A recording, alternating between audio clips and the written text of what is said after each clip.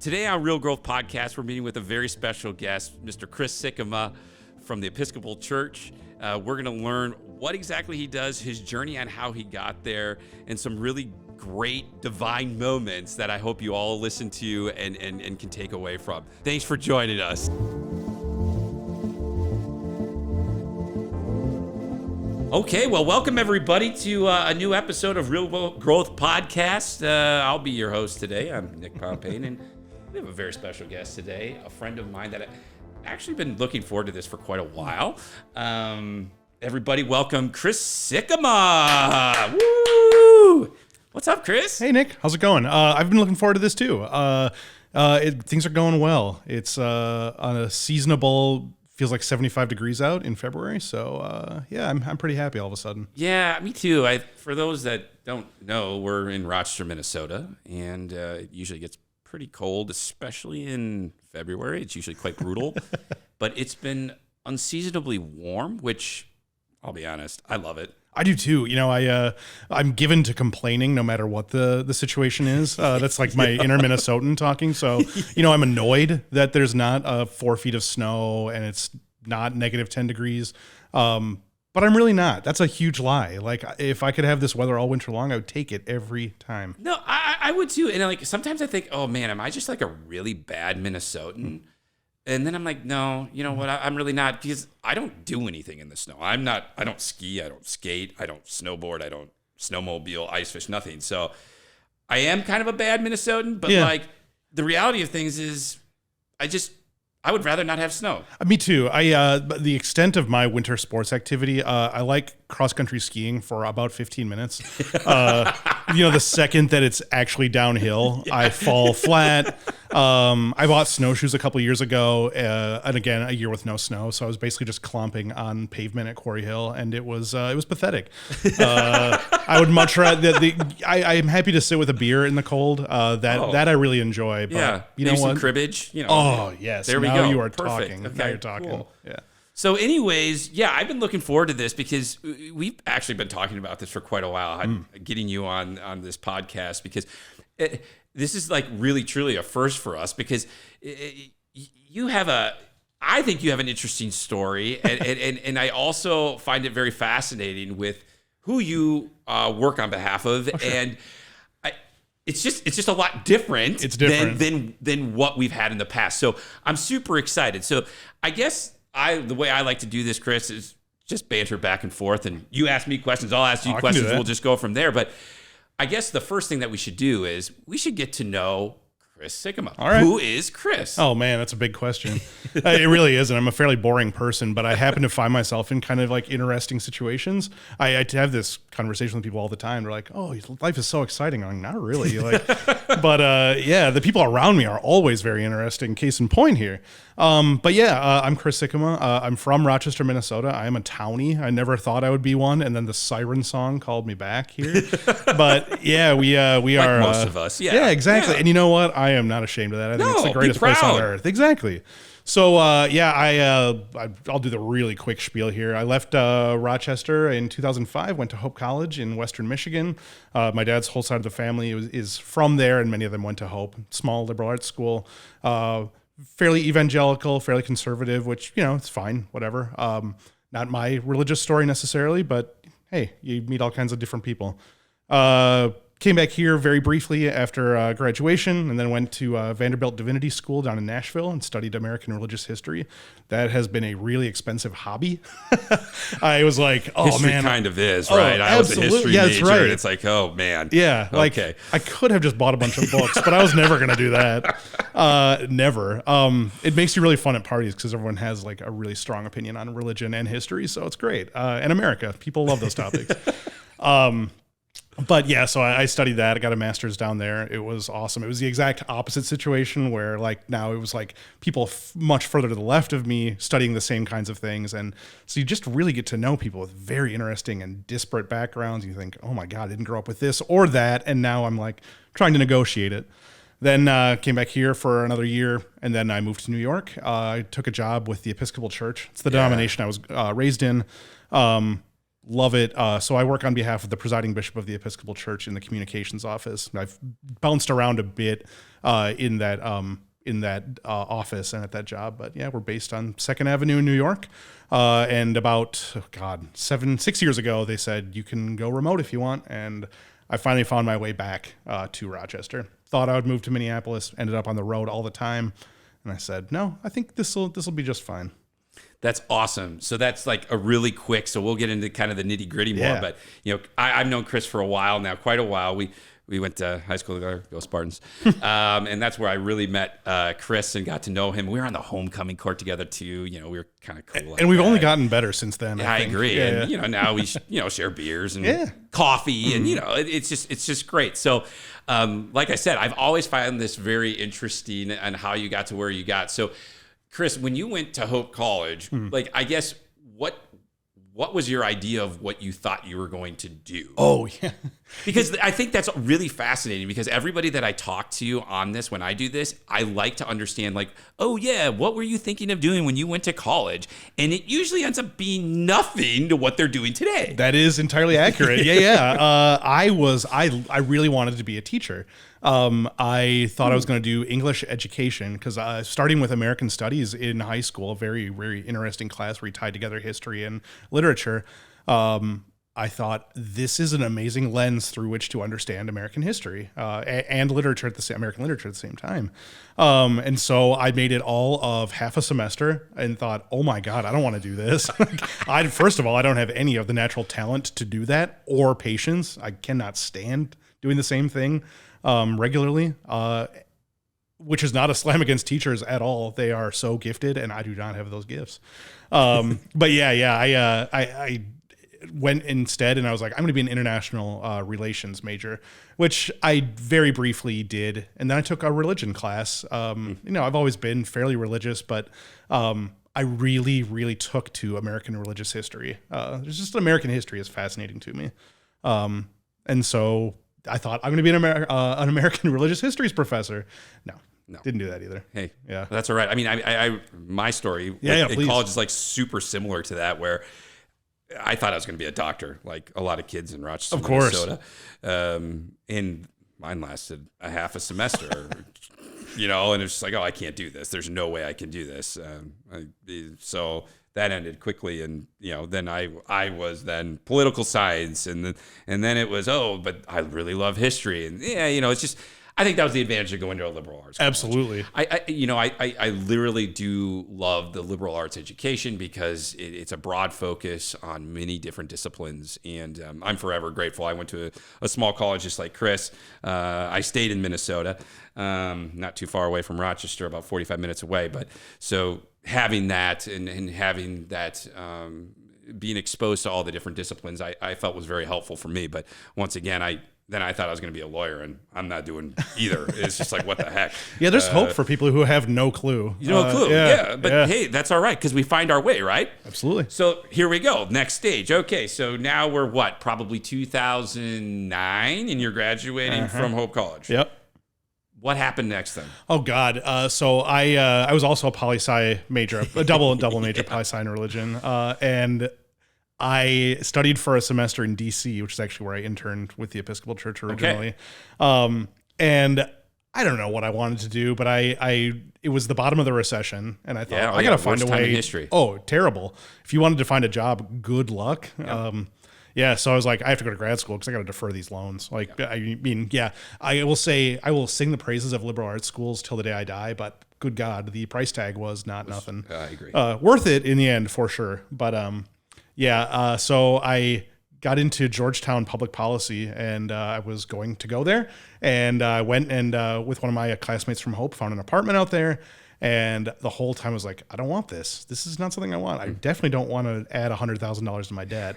And 2 weeks before I was supposed to move to DC, I said, there's something that is just not right here, and I got to defer for a year and figure this out. Yeah. But it is not worth it to spend that kind of money for something you really start to feel you don't want. So I ended up working in the Rochester Public Schools as a paraprofessional at my old elementary school. Yeah. Oh, that's really cool. Yeah, it was great. I didn't know that. Oh, yeah. Ben Franklin Elementary. Go Flyers. Oh, that's awesome. Yeah. Oh, that's really cool.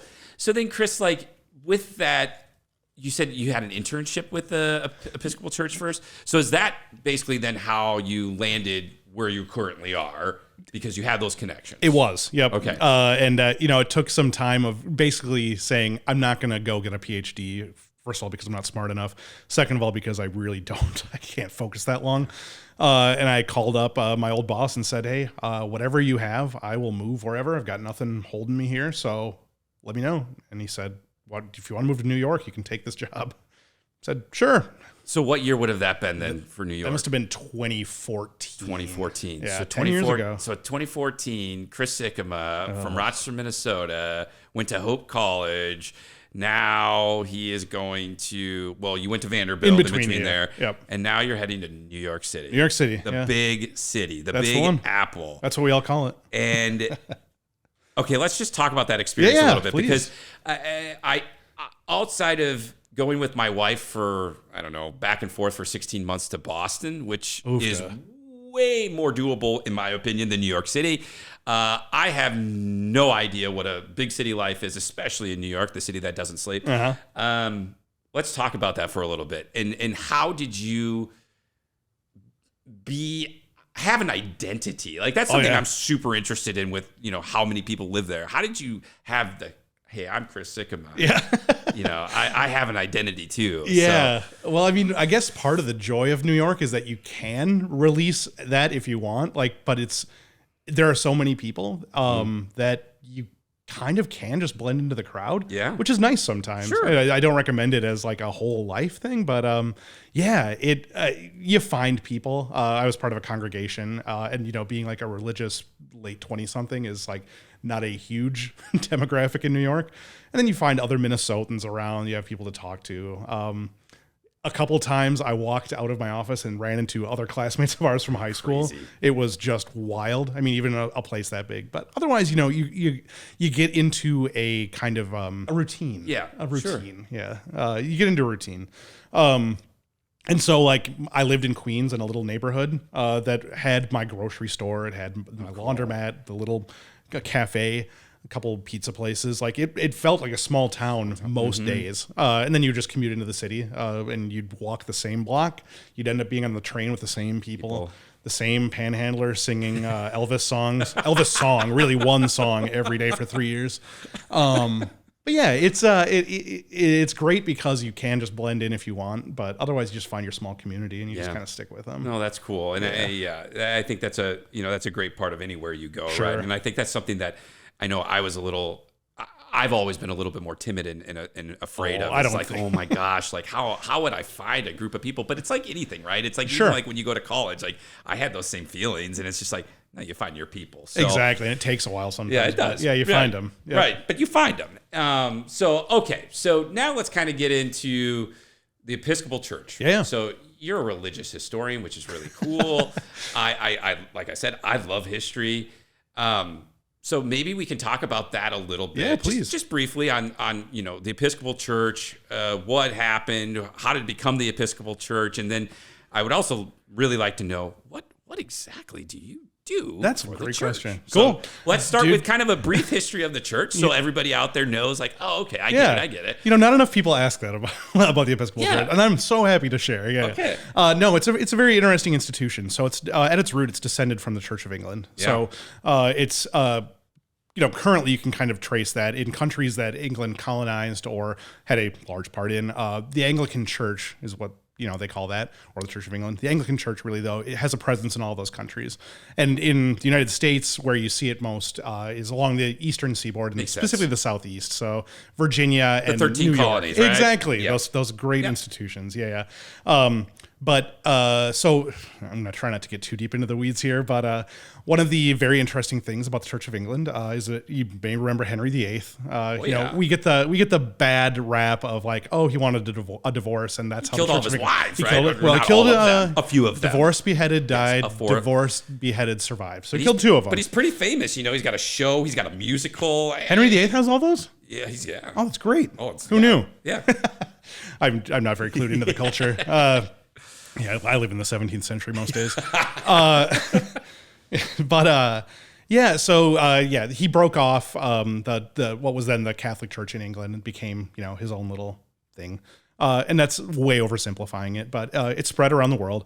And part of his whole deal was when a priest is ordained, or when you're confirmed, or whatever, when a priest is ordained, mainly you have to swear allegiance to the king or to the sovereign. Because he's the head of the Church of England. So does that still happen today? I guess I don't know in the Church of England. I should know that. Okay. But it was a big breaking point after the American Revolution where they're like, well, we can't, like, if we're going to survive in this country, we're going to have to make our own institution. Correct. Makes sense. Yep. Of course. Sorry, I know this is like potentially boring, but in order to make bishops, you have to have 3 other bishops lay hands on someone. So that's like, it's true in the Catholic Church, it's true in the Episcopal Church, the Anglican Communion. But if a bishop wouldn't swear loyalty to the king, well, you can't make a bishop. He didn't say the right words, so sorry, like, good luck. So we had to call people from Scotland over to start ordaining them. It was just a huge mess. So we took that part of the vows out. We remain now in good relationship with Church of England, Church of Scotland, all of these other institutions. But what it looks like on the ground, it can depend a little bit about where you're located in the country, but it looks very Catholic and very Lutheran, but it's I don't know. People say Catholic light.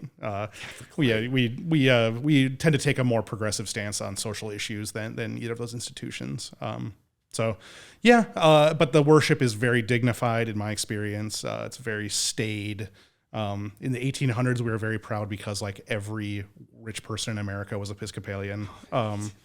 Everyone, like my pension is funded by an original gift from J.P. Morgan. Wow. That money's long gone. Don't worry. But like, he's the one who started like all of that for all the lay employees of the church. But it's a very storied history, and that's if you like history, you can. I mean, my church here, you walk through. It's very not plain, but it's very simple. It's a very small building, but you look at the windows and it's like given by Mrs. Edith Mayo, Graham, Plummer, all these people, these names are like on there.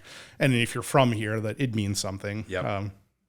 It is kind of like the who's who. You're going back in time and you're like, whoa. Like, so it is pretty cool. If people out there haven't yet, just go in there, take a look. Yeah. Calvary Episcopal right across from the Mayo. It's really cool. Mm-hmm. It is.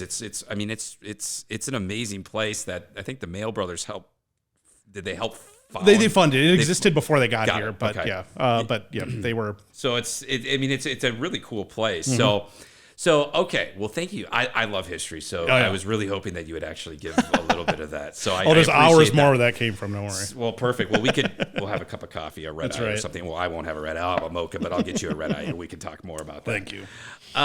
So what, Chris, does your day-to-day life look like when you're working? Because like I said, this is completely different than anything that we've ever had here. So I'm really, it's a nonprofit, right? Like I'm really interested in hearing this. So I work for what is effectively like the federal government of the Episcopal Church, which is like, I have a congregation here that I go to, but I contract with them occasionally, but I work for what is effectively the president of the Episcopal Church, the presiding bishop, Michael Curry. And so I serve in the communications role. I work with 110 dioceses of the Episcopal Church. I work with individuals in our program areas. So we have programs like, evangelism, racial reconciliation, creation care, healthcare chaplaincies, ecumenical and interreligious stuff. We've got a large staff that's dispersed around the country who work on these on behalf of the denomination. I'm a project manager in addition to a lot of other duties as assigned, but there's no 2 days that are exactly alike. It's frequently taking ideas that our program staff have or people out in the field have and saying, okay, we can do this. Here's the kind of people we're going to need to work on this project. Here's a timeline. I mean, it's very boring in that sense. It's not boring, but it's very routinized. Sure. The part of sitting with the calendar and saying week 6 will accomplish this, week 7 will accomplish that. But the projects change constantly, and they range anywhere from, we need a handout card for this event we're going to we have a new presiding bishop coming in 9 months from now. So in November 2024, what all needs to be accomplished in order for that person to have the smoothest landing possible, while also moving the current presiding bishop things where they need to be. I also have a web series that I work on based around a Rule of Life program that we've done. I run, it's called Sermons That Work, the least inspiring name for anything I've ever heard. But it's just a sermon program we offer for congregations that may not have a priest every Sunday. So a lay reader will get up and read them. We offer Bible studies with our seminarians, and yeah, it's a lot. But yeah, it sounds like it. Yeah, it's busy. It's busy, but it also seems like, you kind of want that. Like in my line of work too, like people say, well, what do you do on a daily basis? I said, no day is the same. No, and exactly. I actually love that. Me too. And I don't mind. I would like to say that my life is a little chaotic. My work life is a little chaotic, but I don't know anything different. And I think it's great because it makes things interesting, and I don't know what's exactly going to be thrown at me. So I don't mind it at all. Absolutely. I mean, it definitely causes gray hair and receding hairlines for sure. There's no doubt about that. And also, like, I just remember during the early, like, not even the early days of COVID, like after year one, it was just like, oh my God, like, please get me back out there. Get me do anything like that is different than the last. I'm just sitting in front of the computer. Yeah, for sure. Just so much of just like overly routinized stuff. For sure. So I know, like, you travel, you traveled a ton prior to COVID. Yep. And has that kind of come back for you lately, or? It's picking up a bit this year. I used to be 3 weeks a month I was on the road, which was a lot. I think the year before COVID, I had 88 flights, which was just nuts. Not something I'm looking to restart. No. But no, I think this year I went to New York once just to go back to the home office. I don't even remember where else. I was just on the road. Norfolk, Virginia, where we just filmed a concert for a major fundraising event we do. And then tomorrow I'm going to Louisville, Kentucky, because we'll have our big convention there this summer. Oh, cool. So yeah, and then you're just like scoping it out. We have a youth presence that'll be there doing a training, so we want to meet them and record some of them. It's a lot of media stuff. Yeah, that's awesome. Yeah, and I noticed that. I remember your docuseries that you were doing. Yeah, that was really cool. Oh, thank you. Is that, season 2 this June? Awesome. I love it. So let's talk about that, because in our business, so much that my partner Bucky has really talked about is doing video. And these videos, everybody out there, they're so cool. Like I honestly mean that. Like I watched the entire first season. Like it's really cool, and like I just really enjoyed it. So let's talk about that a little bit, because I'm really happy to hear season 2's coming out. Yeah. Too. Well, it's funny because this season, we released the first one probably in 2018, 2019, and we had been banking episodes, and now I'm like looking back, I've just seen the first cut of a couple episodes, and I'm like, oh my God, I was training for a marathon during like this section. And then like a year later we'd film the next episode. I was like, I was not training for a marathon during this season for sure. It's based on our presiding bishop offered up a rule of life, an opportunity for folks to write their own rule of life as a way to kind of get into the what and why of a spiritual life. A lot of people, sometimes I'm among this, I keep Regis routine is the theme here, but you get used to, okay, I go to church on Sunday, I go home, I do everything I normally do for 6 days, I go to church on Sunday, and that's not a really well-integrated Christian life. It's not a good life for anyone just to say, this is really important to me, that's why I do it for 1 hour. What in your life is really important that you only do for 1 hour? I can't think of almost anything. So it's built around like this 7 practices: turn, which is kind of repentance from the things that draw us away from God, learn, study of scripture, worship, attend worship at least weekly, pray, have a strong prayer life, whatever that might look like. Turn, learn, pray, worship, bless, share the good things that have been given to you with others. Go, to be out in the community and participating in the life of the city where you are. And rest, which is like, that's a nice spiritual practice, I think, that I always forget. Yeah. Not that I don't like resting. I love sitting around. I love sitting around. It's one of my favorite things. But it's not like real recreative rest, like taking your mind off the things. And so for each of those practices, we release a single episode, and we'll go somewhere in the church has pitched to us saying, we have this amazing prayer ministry. We have a great, like for rest, we went to Jackson Hole. We have a little church there, and we talked to the priest there for what ended up being hours about why it's so important to rest and what actual rest looks like. Yeah, that was a great episode. The other one I really liked was the one where you went to that school. Oh, yeah. That was fantastic. Bishop Walker School in D.C. That was fantastic. Oh, those kids were so cool. So, yeah, I mean, I just really love the video component, and I see you guys. I mean, you said it right in the very beginning of this, 30 minutes ago when we started talking about, you see the church as being a little bit more progressive, and that might not. That's not. It seems to me that's not only on like the religious side of things, but also on like marketing and other things as well. God, we try because there's. I don't know. I know the church that I grew up in. I have no idea what our synod does. Sure. They don't do anything. Right. So it's like really cool to see that. And would you say that that's true, Chris? Like, I think we're getting there. We've always had, I don't know. It's weird because having grown up here, faith has been, and probably to some degree still is, like a very private thing. Yeah. When I went to evangelical school, I was like, what are you people doing? Like, it's ranging from the waving the hands during worship. I was like, huge pass on that. No shade to the people who do it. I was like, that's not me though.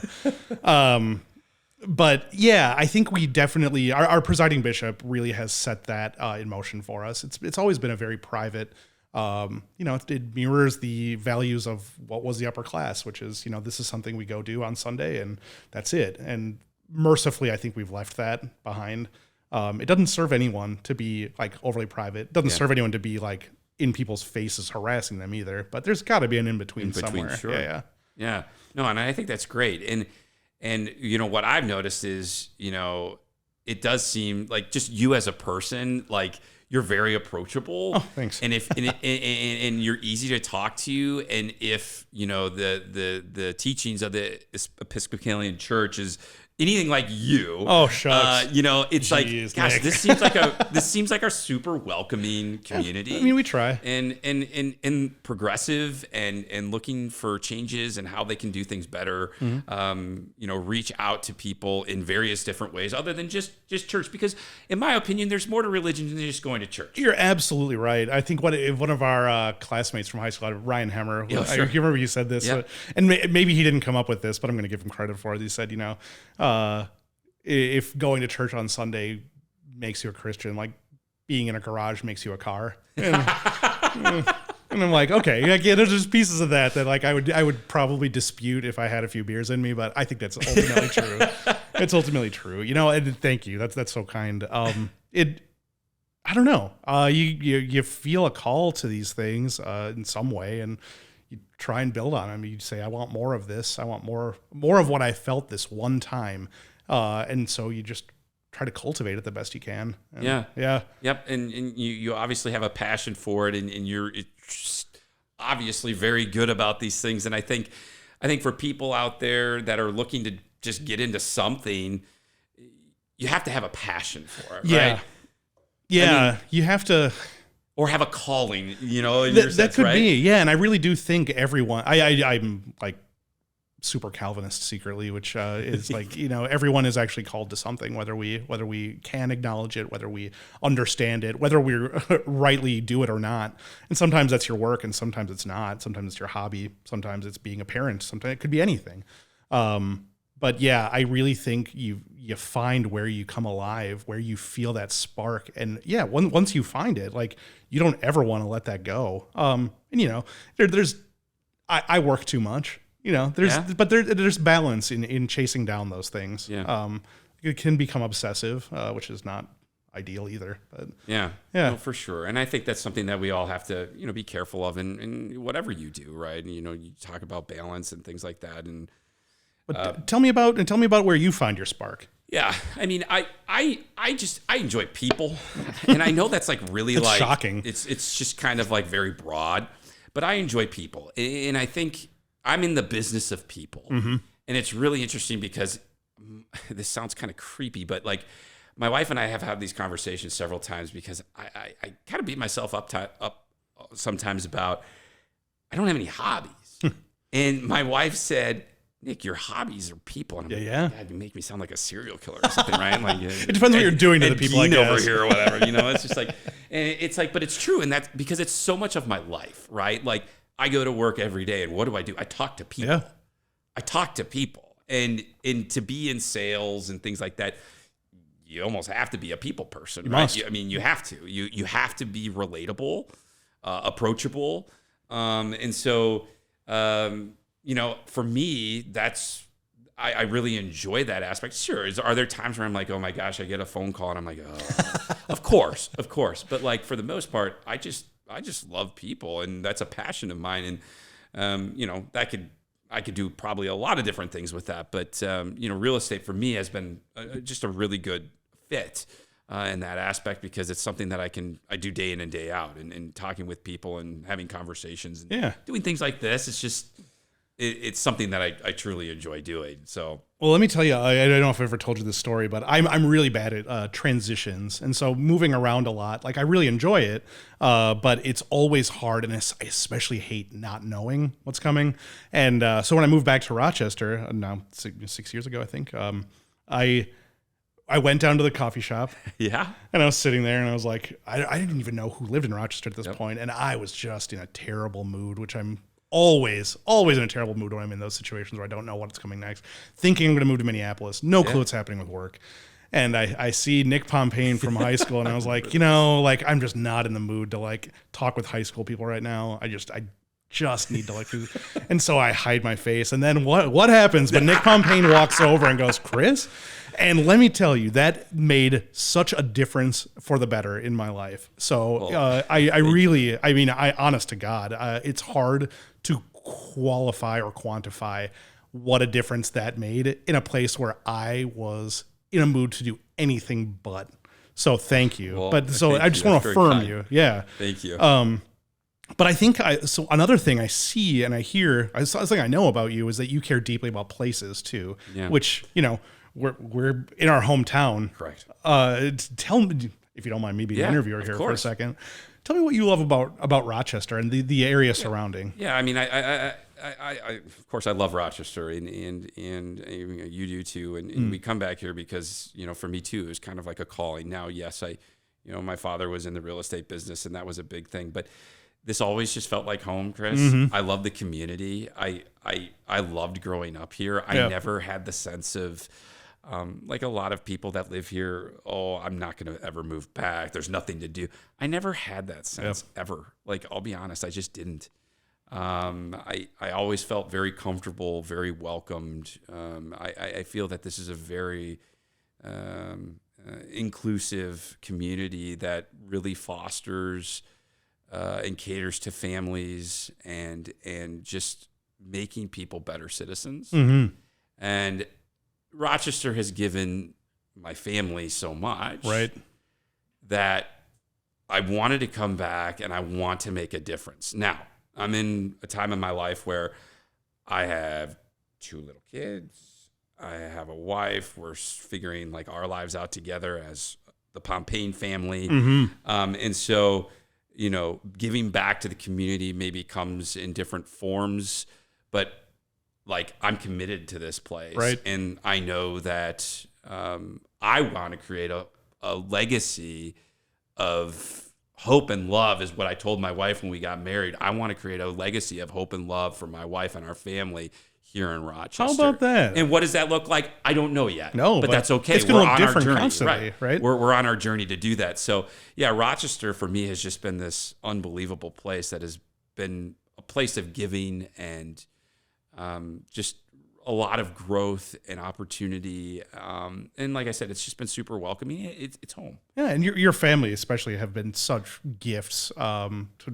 I guess it's a pun with the gift of life stuff, but like you've been such gifts to people who are having the worst times of their lives, And that is one of the things in this town that can be so weird. Yep. My coworker was telling another coworker who was coming to Rochester for something. It's so weird when you fly in, because when you fly into Rochester, it's like the line of wheelchairs is just like, it's unlike anywhere you've ever been. Correct. And then when you fly out of Rochester, it's doctors or clinic staff going everywhere else. And so it's just a strange place. But yeah, y'all have been so good to so many people who probably thank you, but also couldn't begin to repay that debt. Yeah. Well, thank you. Mm-hmm.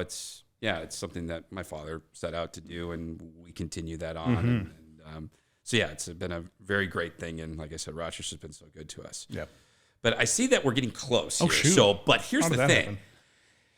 We got to talk about this one thing that I will never forget this. It was when the royals were about to get married, They had right? just gotten married. And I was watching the news, and it was on, I think it was NBC News, I think it was the nightly news, and they had a clip from TMZ. And I was watching, and all of a sudden I see Chris Sikkema with the bishop. Yeah. And I was just like floored. I was like, "Oh my God, Chris is like super famous." Yeah, well, so I gotta understand like what in the world was going on. Like that was like hilarious. Yeah, the story is I had just broken up with Taylor Swift, and she was writing a whole album about me. It's really embarrassing stuff. It's coming out April 15th. Yeah. It's very moving. We're on better terms now, so. No, actually the story behind that, it was so weird. But we were in DC. This is about a week after, Prince Harry and Meghan Markle got married. Yeah. And, my boss, the presiding bishop, did the sermon at the royal wedding. And, the day of the wedding, I'm sitting in not even in Nashville, in a Hampton Inn off an exit in like Cool Springs, Tennessee, the least aptly named city in America. Neither Cool nor Springs. But we're like, my coworker and I were sitting there and we're like, this whole like royal wedding thing, people are going to forget about it in a day. It's like so annoying that we have to spend all our time like working on this. And of course things blew up in our world after that. And so we had an event planned a week later in Washington. One of those like candlelight vigil things that, people are wont to do. But we realized after the fact, like we got to get like security here. We couldn't find like security who would do this for a reasonable price. So we're walking through Lafayette Square after delivering this, Christian witness, and the news cameras are everywhere. And they're like, well, you're like a big guy, go like stand in front of him and make sure these reporters don't get to him because like, what's he going to say? They asked if he was going to run for president. He was like, what are you talking about? But yeah, I'm sitting there. So you're like the bodyguard? Oh, I was body manning the presiding bishop, which I pray like will never have to be done ever again for anyone. But yeah, it's me and like my colleague wearing like a full cassock. It's just like, this is the weirdest life. But yeah, we're like TMZ here. And it's like, why? But okay. But yeah, we ended up the press was everywhere, and we had to duck into a hotel. We went into I think it was the Hay Adams, I can't remember, but into the basement bar, and there were these giant wingback chairs, and we positioned him so you couldn't see him when you walked in, and the rest of us just had to sit there, and they made us order a drink, so just sitting there with a like full beer, not daring to drink it because we have to move at any second, and it was just surreal. Those were some weird days. But, so there we have it. We have a pseudo celeb here. Yeah, I mean, this is incredible. Hashtag celeb. Yeah, I mean, real celeb, awesome. Real celeb. Hashtag real awesome. Celeb. Yeah, this is so cool. Like, I mean, like I said, I was just like, I was blown away. I will never forget that. And that's one of my... It was surreal, man. I remember being like, well, I hope this is a first and a last. Try to fly under the radar most days. So as we finish up here, Chris, this has been like really awesome. And it's like, holy cow, we've already almost been at 45 minutes here. It doesn't feel like it. It doesn't feel like it. And I'm glad it doesn't because it should be comfortable. This should be fun. And I think we've accomplished that. Is there anything that you would like to just say to the people that are listening or people that are out there in regards to just, figuring out life? Oh, geez, right? Yeah. I mean, let's have some words of wisdom from the guy that has it all figured out. Yeah, you got it figured out. You're a divine man. Wow. Jeez, keep it coming, man. Yeah. I would dispute every one of those things, but I will tell you this. I don't know a lot of things. I don't know most things, in fact. But what I have found is two kind of platitudes that actually work. And one of them is the importance of place. Where, like, bloom where you're planted. You're going to have to go places that you never expected. You're going to have to do things you didn't want to do. And to the extent that it's in your court, have a positive attitude about it and be ready to attack the day. I had no plans to be back here, and you just find one thing after another that pulls you closer and closer in. And, I get people say, what's holding you there? And it's like, nothing's holding me here. Like, I really like it. And I've liked everywhere I've lived, but this place is special. And so whether you're listening to this here or elsewhere, find that place and really appreciate the people who are there, even when they make it difficult. And the second one is just, it's related to the first, which is say yes to things. It gets harder the older you get because you are established in different ways, but say yes. Try the thing. And if you don't like it, you generally don't have to keep doing it. But the number of things that I did not want to say yes to, that I had to or chose to in that moment, like that actually is what life was made of for me. Never been to New York before I moved there. Never been to Tennessee before I moved there.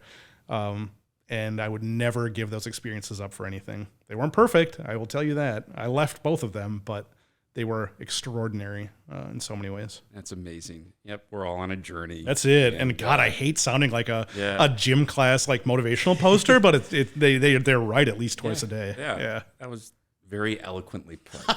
So, well, like I said, we're getting ready to finish up here, Chris. If there's anybody out there that wants to reach out, how do they get a hold of you? Also, just put a little spiel for the docuseries because it is really cool. Yeah, sure. So how do we watch that too? I am basically unfindable. I found social media completely. Hashtag celeb. Hashtag celeb. Just search that. I should probably be on that.